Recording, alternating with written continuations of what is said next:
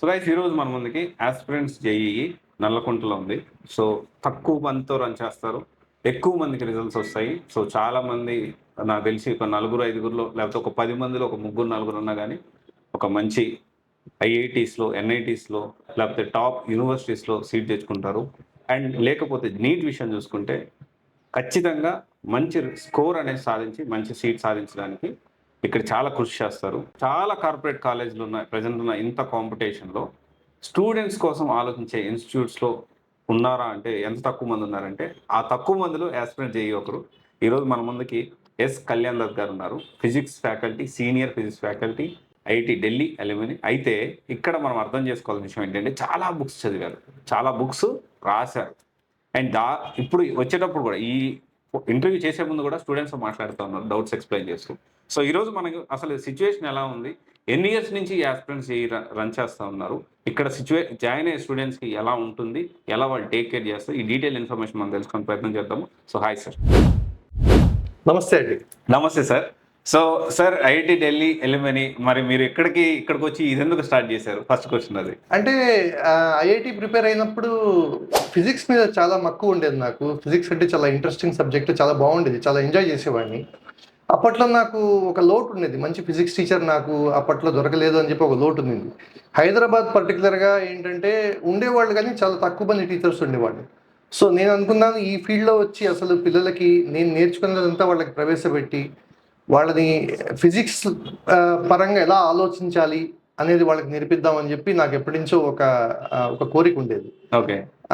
So నేను ముందు కొన్ని ఏళ్ళు సాఫ్ట్వేర్లో చేశాను, కానీ నాకు దాని మీద అంత ఇష్టం కుదరలేదు.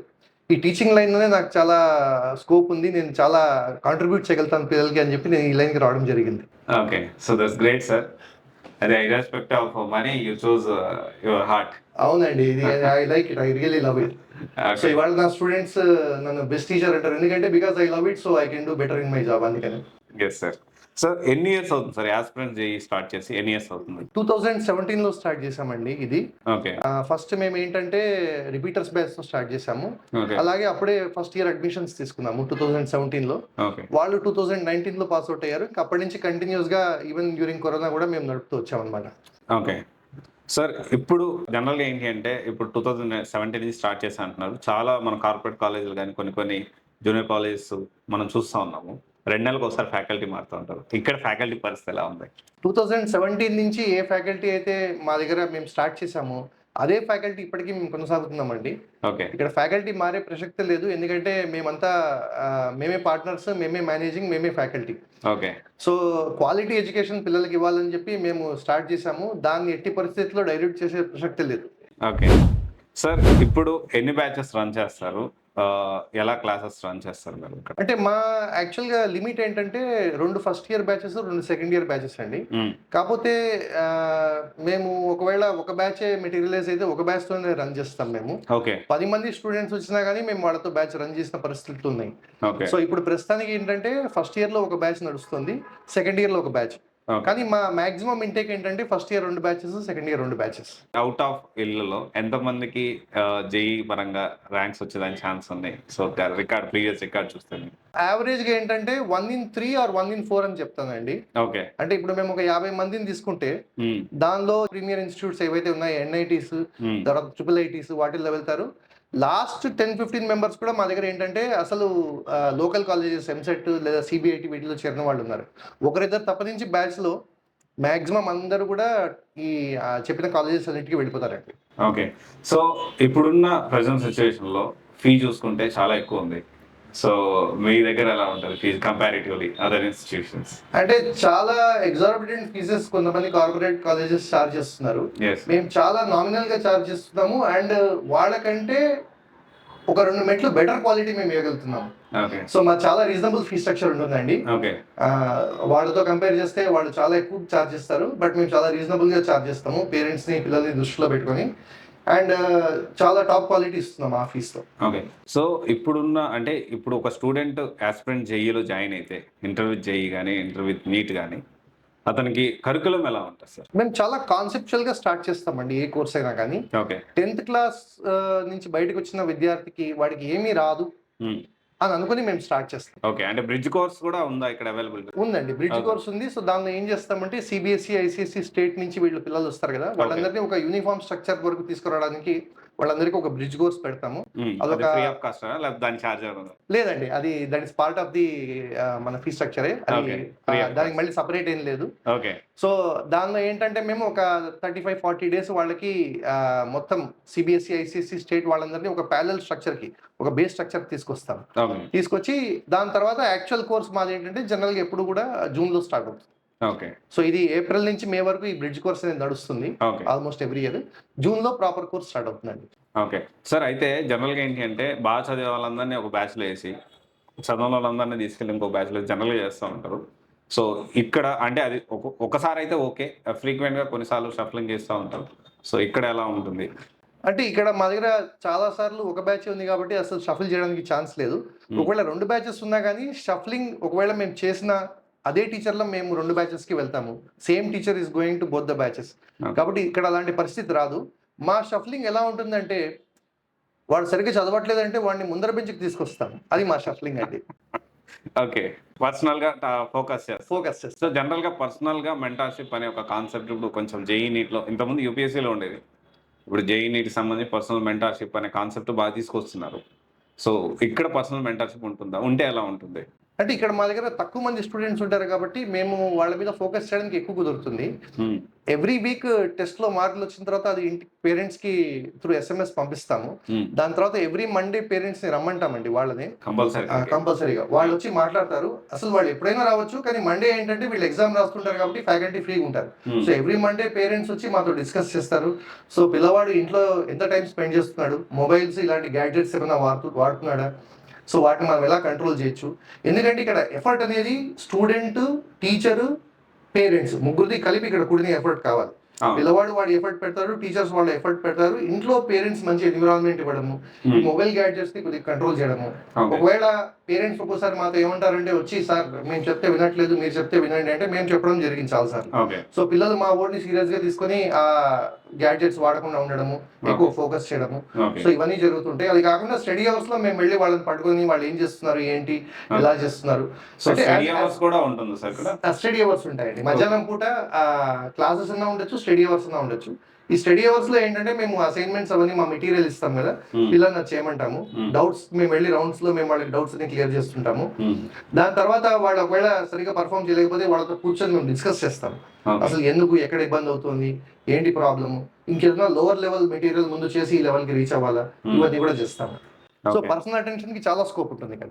పర్సనల్ అటెన్షన్ చాలా స్కోప్ ఉంటుంది. సో రిజల్ట్ గురించి మాట్లాడితే, సో ఆల్మోస్ట్ 9 ఇయర్స్ ఎంతమంది ఐఐటీస్ని వెళ్ళారు, ఎంతమంది ఎన్ఐటీస్లోకి వెళ్ళారు అప్రాక్సిమేట్లీ? అంటే మా వెబ్సైట్లో ఇవన్నీ పెట్టామండి. చాలా వరకు ఎవరెవరైతే ఏ ఐఐటీస్కి వెళ్ళారు ఇవన్నీ కూడా.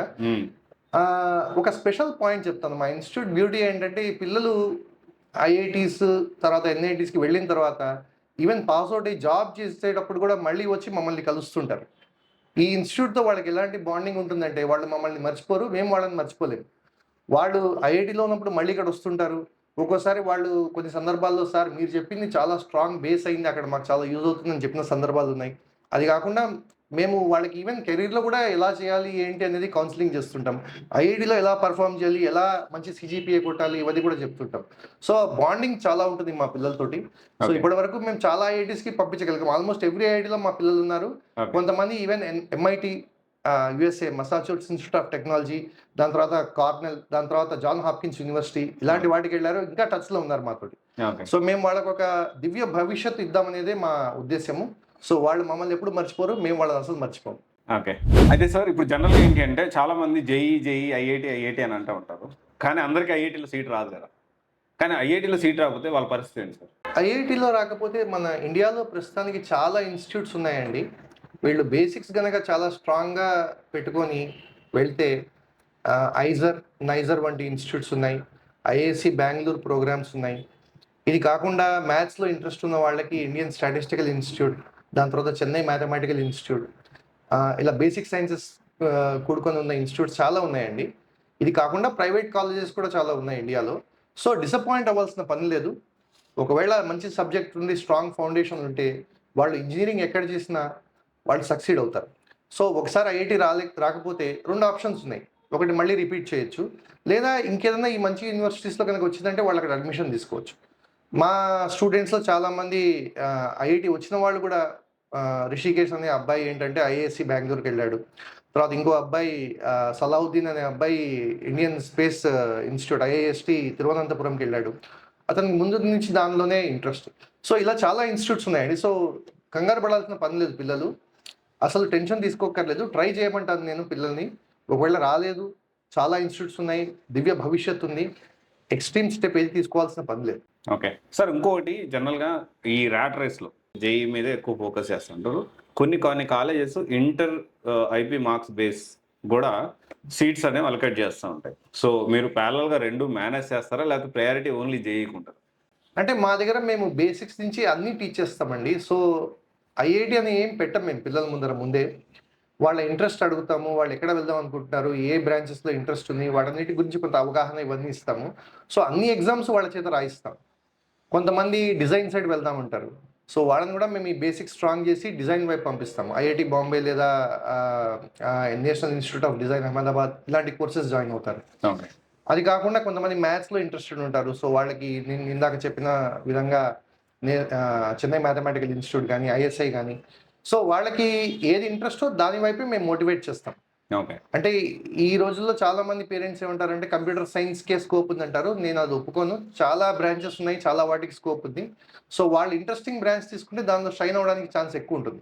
సో, మా దగ్గర ఏంటంటే మేము అన్నిటి గురించి ఈక్వల్‌గా ట్రైనింగ్ ఇస్తాము. అన్ని యాస్పెక్ట్స్‌లో. ఈవెన్ బిట్స్‌లో గూడా రీజనింగ్‌కి మేము ట్రైనింగ్ ఇస్తాము. అది కాకుండా డిజైన్‌కి మాకు తెలిసిన వాళ్ళున్నారు. ఆ టీచర్స్‌కి మేము మళ్ళీ రీడైరెక్ట్ చేస్తాము. ఎవరైనా డిజైన్ సైడ్ వెళ్దాం అనుకుంటే. సో, చాలా ఫ్లెక్సిబిలిటీ ఉంటుంది ఇక్కడ.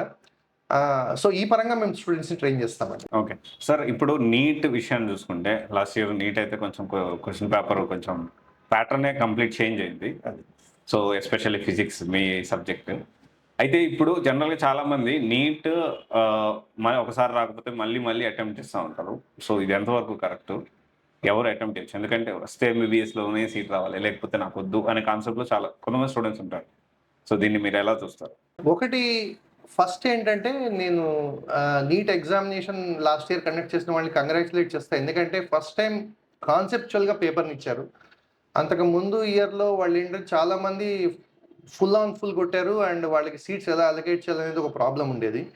సో, లాస్ట్ ఇయర్ నుంచి నీట్ చాలా సిస్టమాటిక్‌గా, కాన్సెప్చువల్‌గా ఇచ్చాడు పేపర్. అండ్ అదే కంటిన్యూ అవుతాడని నేను ఆశిస్తున్నాను. సో, దీనికేంటంటే మనం ఏదో బట్టి కొట్టేసి చదివేస్తే రాదు. ఆ! అన్నీ పద్ధతిగా బేసిక్స్ నుంచి అర్థం చేసుకొని చేయాలి. అండ్ అది కరెక్ట్ ప్రొసీజర్ గూడా. అది ఓకే. నీట్ స్టూడెంట్ అవ్వచ్చు, జేఈఈ స్టూడెంట్ అవ్వచ్చు. సో, ఇది పాజిటివ్ థింగ్. ఇంకోటేంటంటే నీట్ కొద్దిగా కాంపిటీటివ్ ఎగ్జామ్. సో, ఫస్ట్ అటెంప్ట్‌లో ఒకవేళ రాలేదు, సెకండ్ అటెంప్ట్ తీసుకోవచ్చు. లేదా మాక్సిమం ఇంకో 1 అటెంప్ట్ కూడా, థర్డ్ అటెంప్ట్ కూడా తీసుకోవచ్చు. కొంతమందేంటంటే ఒకవేళ ఎంబీబీఎస్ రాకపోతే వేరే డెంటల్‌కి వాటికి దాంతో వెళ్ళిపోతుంటారు. అలా అక్కర్లేదు, అవసరం లేదు. వాళ్ళు మళ్ళీ రిపీట్ చేయొచ్చు. ఒక ఇయర్ వేస్ట్ అయినా గానీ ఒకవేళ ఎంబీబీఎస్ సీట్ కొట్టగలిగితే అది దట్ ఈస్ వర్త్ ఇట్ అంటాను నేను. ఓకే. సో, అలా వాళ్ళు రిపీట్ చేయొచ్చు. కానీ రిపీట్ చేసేటప్పుడు ఏంటంటే ఒకవేళ వాళ్ళు చేసిన తప్పులు ఏదన్నా ఉంటే ఫిజిక్స్‌ని కాన్సెప్చువల్‌గా చదవలేదు. కెమిస్ట్రీని మళ్ళీ వాళ్ళు కోర్‌గా ఫోకస్ చేసి కాన్సెప్చువల్‌గా చదవలేదంటే, దాన్ని మళ్ళీ ఆ యాంగిల్‌లో వాళ్ళు చదివితే వాళ్ళకి బెనిఫిట్ ఉంటుంది. సో, ఇక్కడ ఇంకొకటేంటంటే జనరల్‌గా పేరెంట్స్ అడుగుతుంటారొచ్చి, "సార్ మీరు ఎంసెట్‌కి ఫిజిక్స్ టీచ్ చేస్తారా? ఐఐటీకి ఫిజిక్స్ టీచ్ చేస్తారా? ఇంటర్మీడియేట్‌కి టీచ్ చేస్తారా?" సో, నేనేమంటానంటే ఫిజిక్స్ ఉండేది ఒక సబ్జెక్టే. మేము ఇంటర్మీడియేట్ టెక్స్ట్ బుక్‌ని ఫోకస్‌లో పెట్టుకొని బేసిక్స్ నుంచి స్టార్ట్ చేసి అడ్వాన్స్డ్ వరకు ఒక టాపిక్‌ని కంప్లీట్‌గా డీల్ చేసిన తర్వాత, వాళ్ళు ఆ ఉన్న ఫౌండేషన్‌తో ఇంటర్‌లో సక్సీడ్ అవుతారు. ఎంసెట్‌లో సక్సీడ్ అవుతారు. ఐఐటీలో సక్సీడ్ అవుతారు. ఆర్ నీట్‌లో కూడా సక్సీడ్ అవుతారు.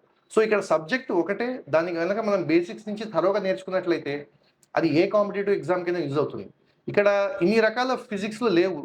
ఎంసెట్ ఫిజిక్స్, ఐఐటీ ఫిజిక్స్ అనేవి లేవు. ఒకటే ఫిజిక్స్ సబ్జెక్ట్, లేదా ఒకటే కెమిస్ట్రీ సబ్జెక్ట్, లేదా ఒకటే మ్యాథమెటిక్స్. దాని బేసిక్స్ నుంచి అడ్వాన్స్ వరకు గనక నేర్చుకున్నట్లయితే, ఏ ఎగ్జామ్‌నైనా వాళ్ళు ఈజీగా క్రాక్ చేయగలుగుతారు. Including IP. ఓకే. మంచి పర్సెంటేజ్ ఐపీలో వస్తుంది. తర్వాత కాంపిటీటివ్ ఎగ్జామ్స్‌లో కూడా సక్సెస్ అవ్వడానికి చాలా స్ట్రాంగ్ స్కోప్ ఉంది. సో, టెక్స్ట్ బుక్‌ని ఫోకస్ చేసుకొని దాని నుంచే బిల్డ్ చేసుకుంటూ వెళ్ళడం చాలా ఇంపార్టెంట్ అండి. ఓకే. సో, గైస్ ఇది చూసారు కదా! ఆస్పిరెంట్స్ జేఈఈ కో ఫౌండర్ అయిన కళ్యాణ్ దత్ గారు చెప్తున్న విషయాలు. సో, ఒకసారి ఆఫ్‌లైన్‌లో విజిట్ అవ్వండి. మాట్లాడండి సార్‌తో. అండ్ స్టూడెంట్స్‌తో కూడా మాట్లాడండి. ఫీడ్‌బ్యాక్ తీసుకోండి.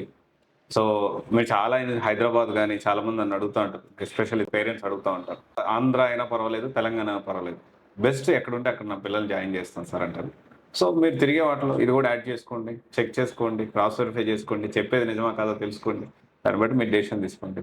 Okay, thank you. This is Raj signing off. Thank you sir. నమస్తే సార్. నమస్తే.